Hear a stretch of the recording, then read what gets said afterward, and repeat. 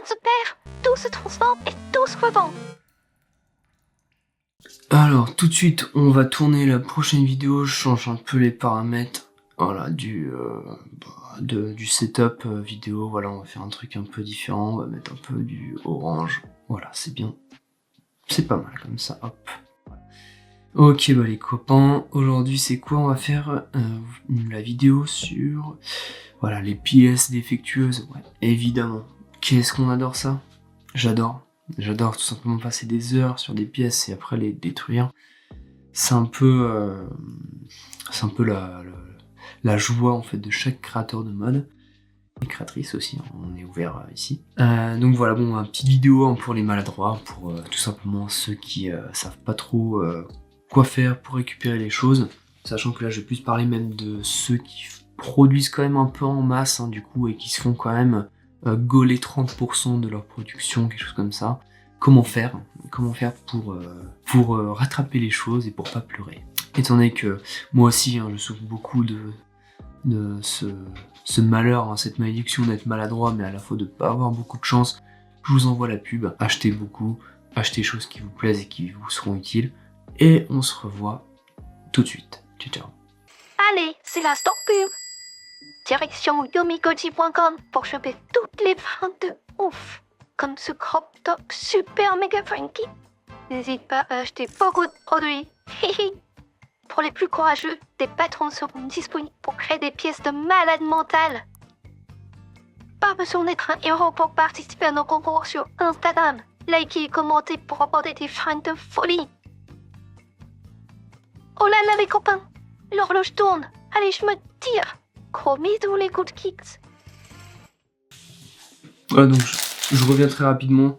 J'ai pris un exemple de un des produits, hein, donc je crois que c'est Pingy que je l'ai appelé.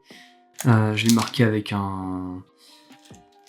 de l'aluminium pour savoir que c'est un produit défectueux. Donc en gros, le souci c'est que quand j'ai fait ma toute première commande, je me suis fait un peu avoir, parce que je crois qu'en fait ils ont envoyé des... Enfin ils ont mal fait leur boulot en fait, hein.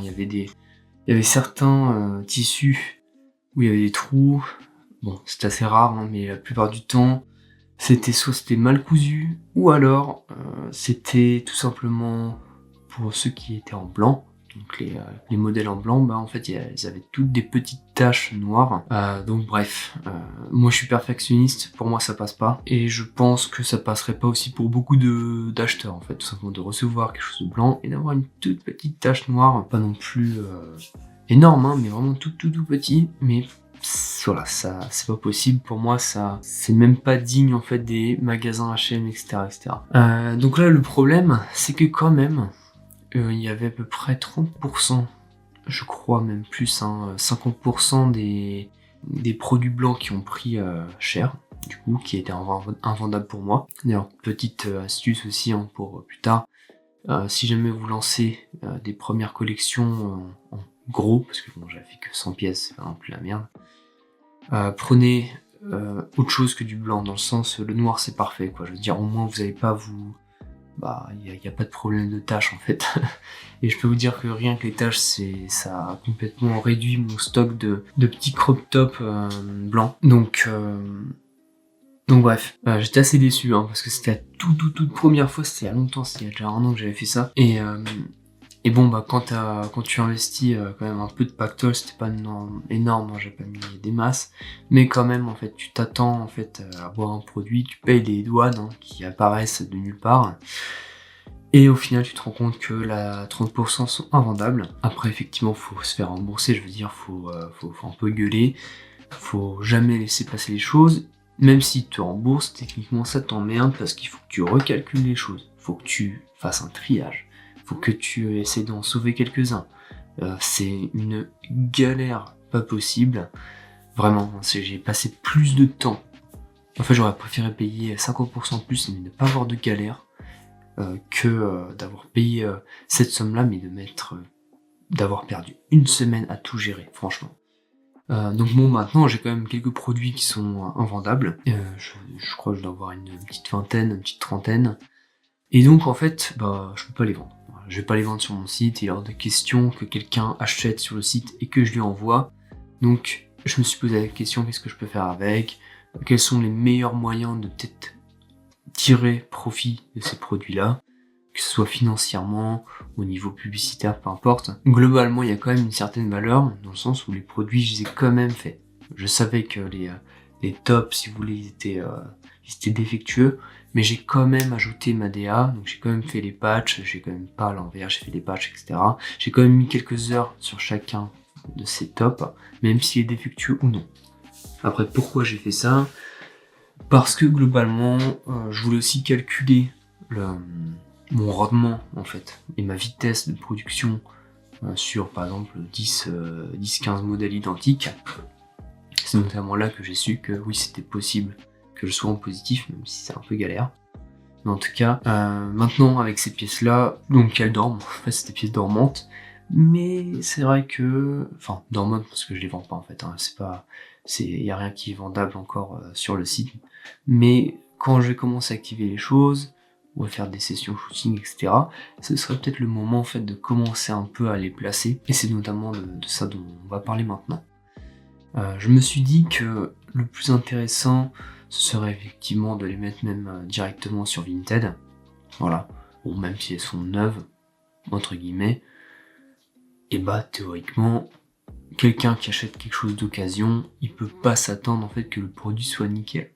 Et ça c'est une vérité. Je veux dire, tu veux pas te plaindre parce que t'as acheté une veste Ralph Lauren qui a un petit défaut de couture, etc. alors qu'elle a été portée 2 ans par Jérémy avec son Ricard au PMU du coin. C'est pas possible. Donc là, ça peut aller. Même s'il y a une petite trace blanche, même si ça a été un peu mal cousu, c'est pas grave, c'est good.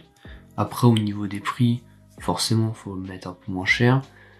Mais aussi, faut pas non plus oublier, étant donné que c'est des produits qui vous tiennent un peu moins à cœur, vous pouvez aussi mettre carrément, je rigole pas, même les mêmes prix, dans le sens où vous mettez aussi 35 balles, d'autant plus que là, actuellement, vous êtes... Enfin, moi, je suis... Yomigoji, c'est pas connu du tout, je peux très bien m'amuser à mettre le même prix sur Vinted, même si quand même, je vais faire moins, quand même, je suis pas non plus un monstre, parce que bah, les gens, ils connaissent pas, et là, ceux qui achètent, c'est vraiment ceux qui trouvent ça mignon, en fait, hein, qui connaissent pas la marque, c'est notamment les meilleurs acheteurs, hein, ce type d'acheteurs.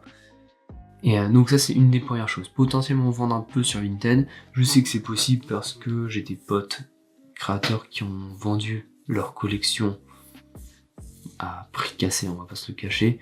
Sur Vinted, ils ont quand même réussi à avoir quelques centaines d'euros. Donc je pense que c'est tout à fait possible pour ce top. Donc ça c'est une première chose. Après, donc ça c'est... si j'arrive à vendre ne serait-ce que ces tops à moins 50%, je suis quand même content. Même si la vérité c'est que ça ferait que ces tops seraient à 15 balles ou un truc comme ça. Alors franchement ça reste ridicule.